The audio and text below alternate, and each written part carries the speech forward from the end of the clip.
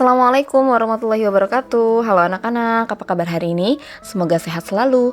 Hari ini kita melanjutkan pembelajaran tema 7, subtema 1, keragaman suku bangsa dan agama di negeriku dengan mata pelajaran IPS, PPKN dan SPDP.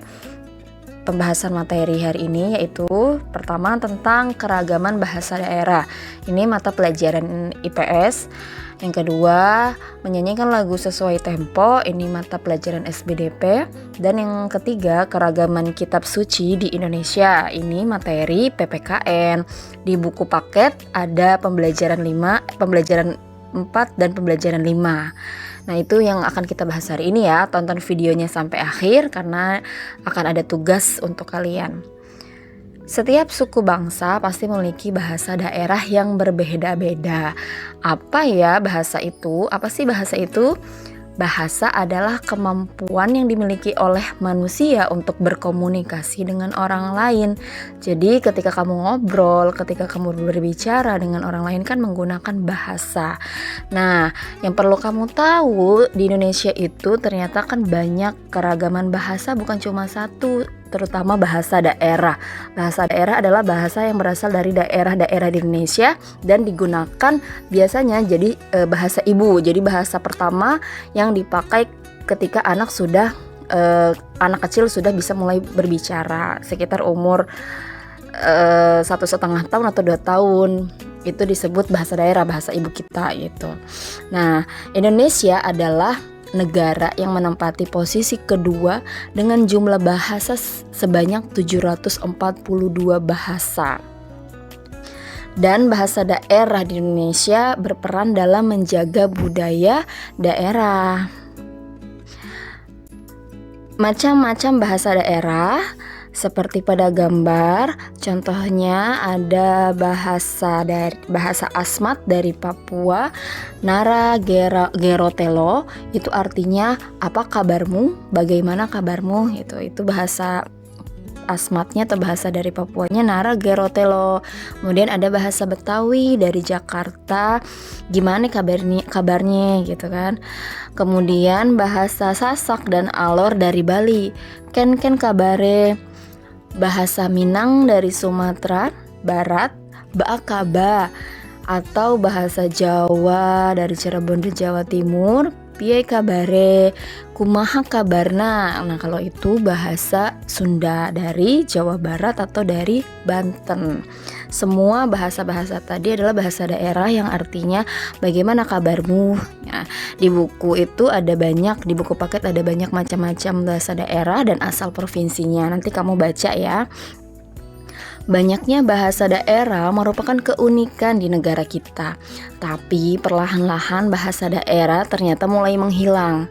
Ada banyak sebab mengapa bahasa daerah di Indonesia hampir punah. Karena salah satunya adalah para kaum muda lebih tertarik untuk menggunakan bahasa gaul atau bahasa asing, yaitu bahasa Inggris, you and I gitu, atau bahasa gaul.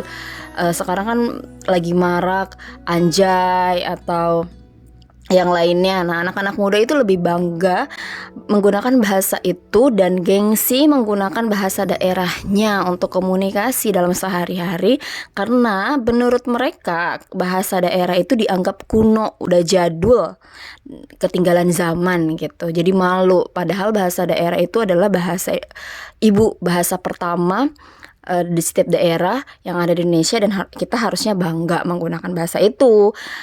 Itu bagaimana ya cara agar bahasa daerah tetap ada dan lestari dan juga tidak punah gitu. Yang pertama, biasakan menggunakan bahasa daerah ketika berkomunikasi dengan teman. Tentu saja bahasa daerahnya yang halus ya, dengan teman di rumah, di sekolah, biasakan menggunakan bahasa daerah tersebut. Kalau daerah kita kan Banten itu khususnya Sukamulya kebanyakan adalah orang-orang suku Sunda Banten, dan biasanya anak-anak itu kalau di rumah bersama teman-temannya, tetangganya itu menggunakan bahasa Sunda kan. Nah, itu dibiasakan. Kemudian yang kedua, menggunakan bahasa daerah pada acara daerah. Yang ketiga, belajar bahasa daerah di sekolah. Selanjutnya ada mata pelajaran SBDP menyanyikan lagu sesuai tempo. Tempo adalah tanda yang digunakan untuk menentukan cepat atau lambatnya sebuah lagu. Tempo lagu biasanya terletak pada bagian kiri atas lagu. Nah, seperti di video ini ada contoh lagu Satu Nusa Satu Bangsa, ini temponya lambat. Nah, ini sudah Ibu bertanda. Ditulisnya di sebelah kiri, tapi bagian atas lagu, gitu ya.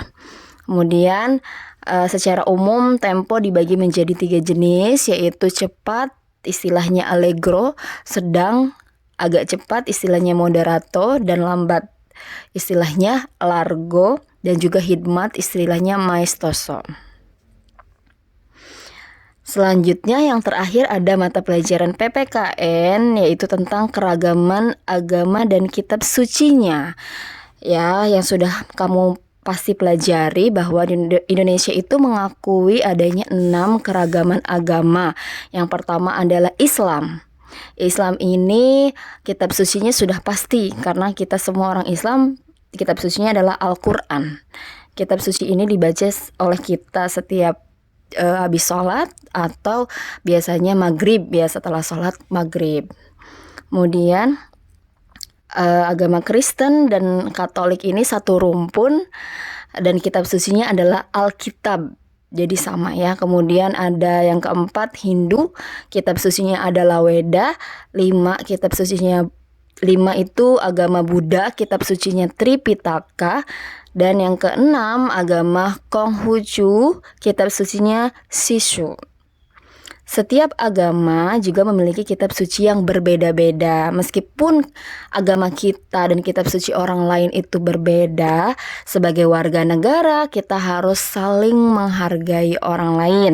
Sikap inilah yang membuat bangsa Indonesia semakin bersatu dan tidak mudah terpecah belah. Sesuai dengan simbol negara Indonesia, semboyan negara Indonesia, yaitu Bhinneka Tunggal Ika. Meskipun berbeda-beda, beda suku, beda agama, beda budaya, beda bahasa, kita tetap satu ya. Gimana anak-anak, apakah materi hari ini sudah bisa dipahami? Insya Allah ya, mudah-mudahan ilmunya bermanfaat. Sekarang waktunya penugasan. Tugas hari ini ada di dalam video, menjawab 5 soal, ditulis di buku, di kertas lembar aja karena bukunya dikumpulkan masih di Ibu. Silahkan dijawab di kertas selembar, lalu kirim ke WA Ibu. Selamat belajar, sampai jumpa lagi. Wassalamualaikum warahmatullahi wabarakatuh.